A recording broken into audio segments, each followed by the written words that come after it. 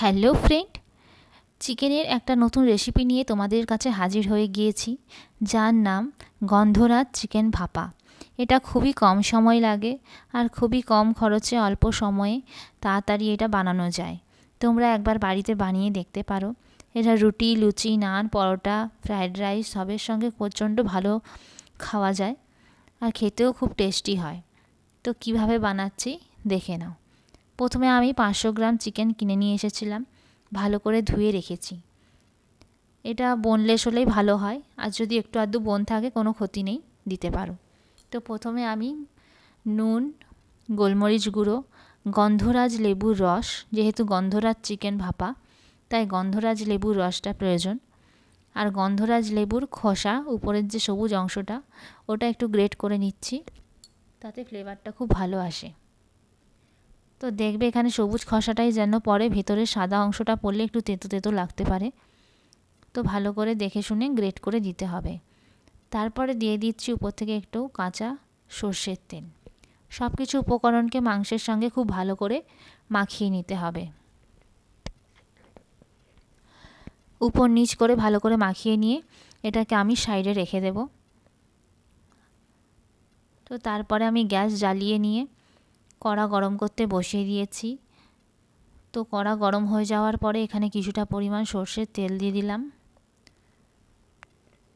তারপর একটু পেঁয়াজ, আদা, রসুনকে একটু কুচি করে রেখেছিলাম, সেগুলোকে হালকা করে ভেজে নেব, কারণ এর একটা মিহি পেস্ট আমরা বানাবো, যেটা ভাপা করতে আমাদের কাজে লাগবে।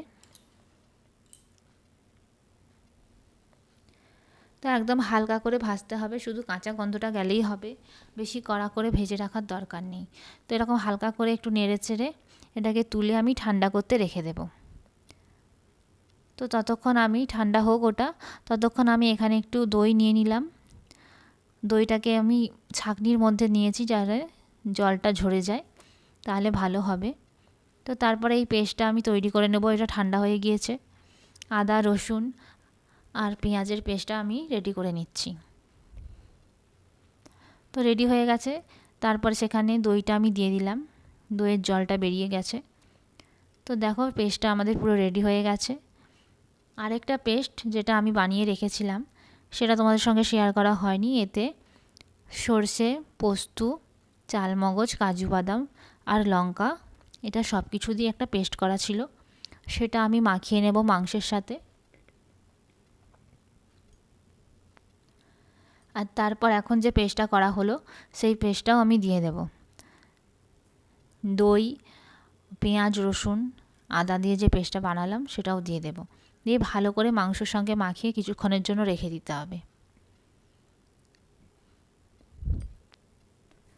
তারপর কিছুক্ষণ পর, আধ ঘন্টা পরে আমি আবার একটা টিফিন বক্স নিয়ে নিয়েছি, যাতে আমি ভাপাবো। তাতে সমস্ত মাংসটা দিয়ে সব গ্রেভিটা দিয়ে দিতে হবে। কোনো প্রকার কিন্তু জল অ্যাড করবে না, জল দিলে কিন্তু ভালো হবে না। তো কড়াটা গরম করতে বসিয়ে দিয়ে আমি এখানে জল দিয়ে দিচ্ছি, জলটা ততক্ষণ গরম হোক। তারপর আমি এখানে চিড়ে রাখা কাঁচা লঙ্কা দিয়ে দিলাম।